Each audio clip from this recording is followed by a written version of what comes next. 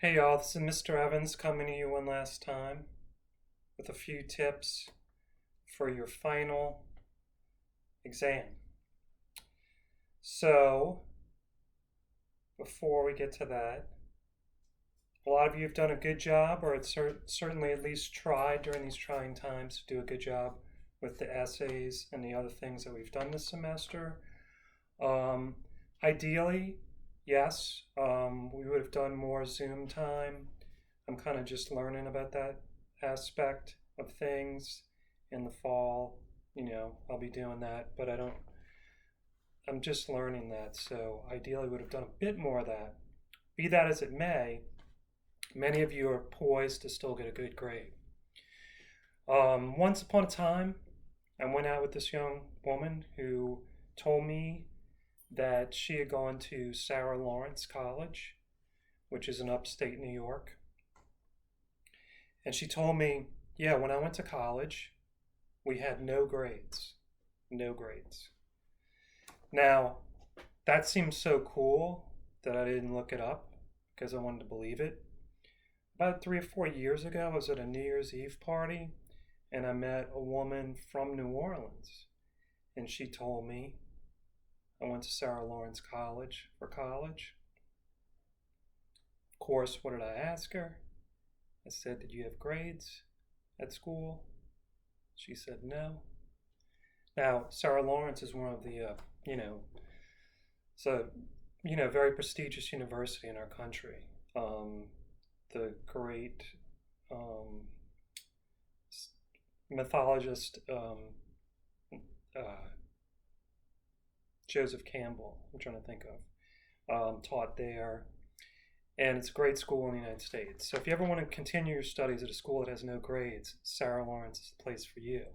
Unfortunately, Delgado, old-fashioned, we still have grades. Many of you are in a position that, you're still going to get a good grade for this class, but you might be on the fence enough. Is it going to be between an A and a B or a B and a C? And if you're on one of those fences, then this final exam may be important. So you basically have two sections. The first section is your subject-verb agreement. The second section, you're diagnosing sentences, or we might call sentence boundaries. Where does one sentence begin? Where does another end? I said that backwards. Where does one sentence end and another begin? You've taken quizzes on both these things already. Most of you did much better on the subject-verb agreement one. A lot of you, I got the feeling, didn't really prepare much on the sentence integrity quiz. So that would be the one to really throw your energy at.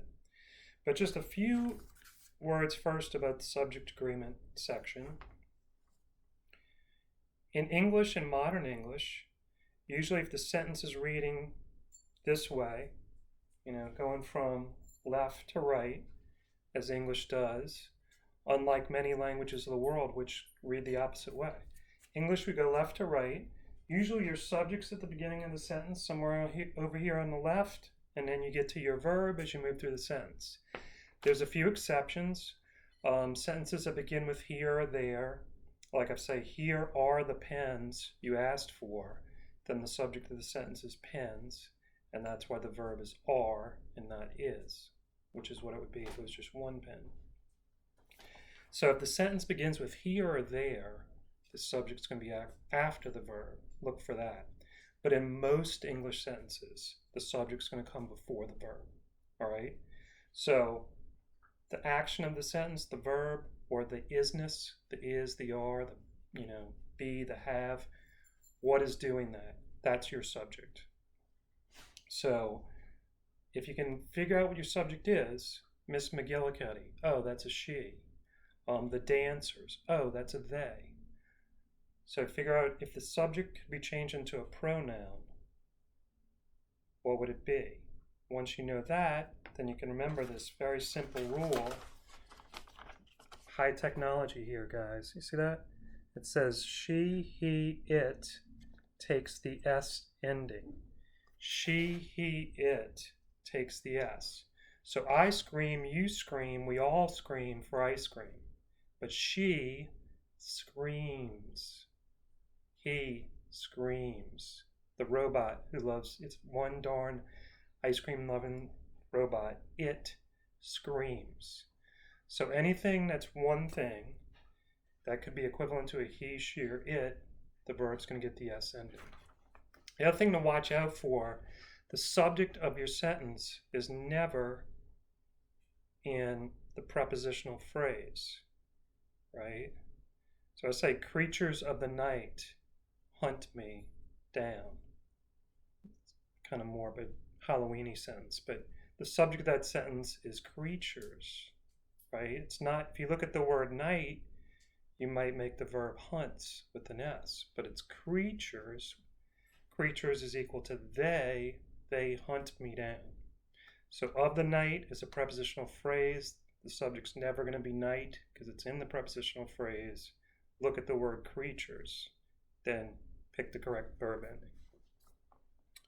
All right, a couple helpful hints on part one more time. She, he, it takes the S ending. Say it faster. She, he, it takes the S. She, he, it takes the S. She, he, it takes the S. All right, she, he, it takes the S. She, he, it takes the S. All right, she, it takes the S. Okay. Part two of the test, the one you need to focus more on. Sentence boundaries. The sentence is all the way okay. It's good. We call it a complete sentence. On the test, complete sentence, we're going to mark it okay. A-okay, right? It's like the story of Goldilocks and the Three Bears, right? First they bring out to Goldilocks the Yakamine, and it's too hot. And then they bring out the Yakamine, and it's too cold. Then they bring out the Yakamine, and it's just right. The sentence is complete, just right. You mark it okay. If it's not okay, it's either too little of a sentence or too much. If it's too little, that's easy. We call that a fragment. If it's too much, we call it a run-on, or what Chomp Chomp calls fused. Fused and run-on, exact same thing. That's when you have two sentences jammed together as one. Comma splice is the same thing as a run-on, except it's with a bad comma. Basically, a comma is a comma that should be a period, right? So you've probably seen this comment on some of your papers before. It says commas before boas, but, or, and, so. When you have one of those words in the middle of the sentence, but, or, and, so, you're going to put a comma in front of it. I would come to your party, but they no longer let us get anywhere near each other, right? I would come to your party, comma, but they would no longer let us get near each other. When you have a new subject and verb on the other side of one of these words, but, or, and, so, you get a comma, and that's okay. If I didn't have that extra word, it wouldn't be okay. If I said, I would come to your party, comma, they don't let us get near each other, that's a problem. You need that and one word, right? It's either going to be in the middle of the sentence, like but, or, and, so, the boas, or it's going to be a word at the beginning of the sentence, like if you can't come to my party, comma, please call ahead first, right? Or even though you really love kiwis, comma, they're not in season right now. So when you have a comma, you're going to have an extra word. It's either at the beginning of the sentence or it's in the middle of the sentence, right? Some of you, I know a few of you have I know at least one of you wears eyeglasses from different things from your papers. If any of you have ever been to the eye doctor, they do this thing when they show you a chart to figure out your eyes. And they always say 1 or 2. 1, 2. They're showing you the charts. And when they go to bed at night, guess what happens? They put their head on the pillow. 1, 2. 1, 2. They hear that all night. And you have to talk in a monotone voice. So if any of y'all think about being doctors, there's a part of the class where you have to talk in a monotone voice. Just go 1, 2. You can't go 1, 2. No. It's got to be 1, 2. All right. Most of the sentences that you're going to write and that you're going to see in this test are one-part sentences or two-part sentences. Right? What do I mean by that? One-part sentence has one subject, one verb. I like going to school. Right? I got one subject, one action. I'm the subject. I like going to school. One action. I like going to school, but she would prefer to be playing sports in a field. Right? Now I got two parts to that sentence. I got what I like to do. I got like what she likes to do.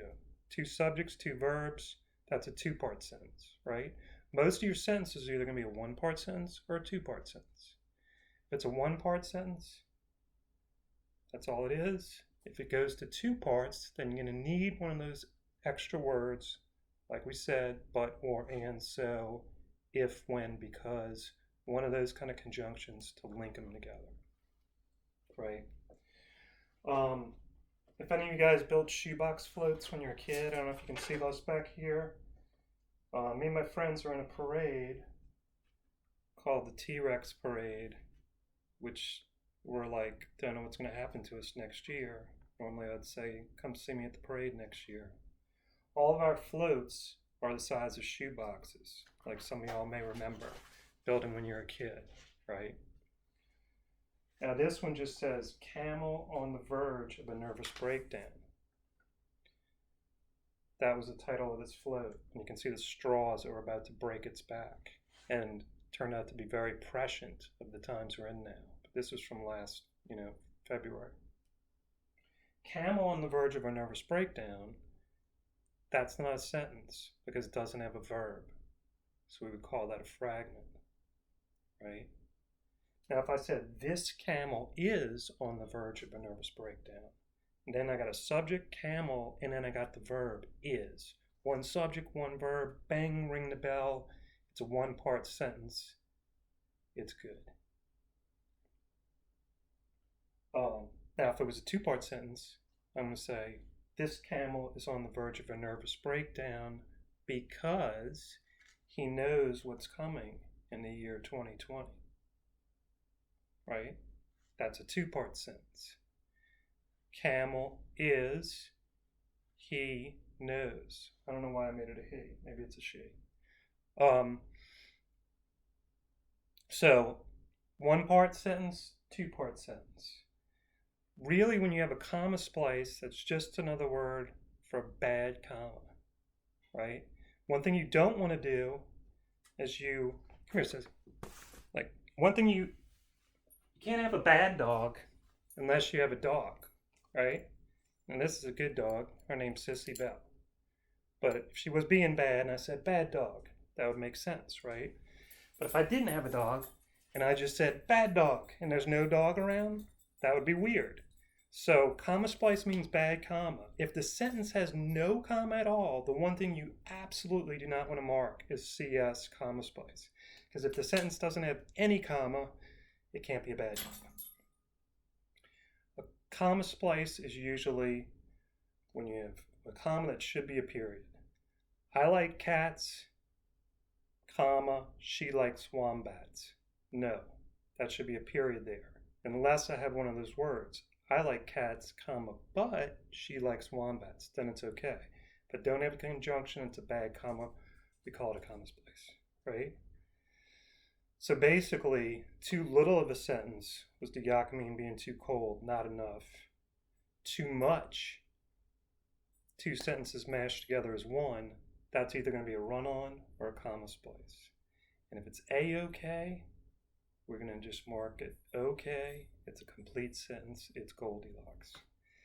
I wish I could talk to you guys more, but I really just do your best on this last test. Hopefully that's going to push you over. And then you're just going to send me a little thing about how you thought the class was, how it could be improved. We'll call it not quite happy summer, but as happy as we can make it. All right.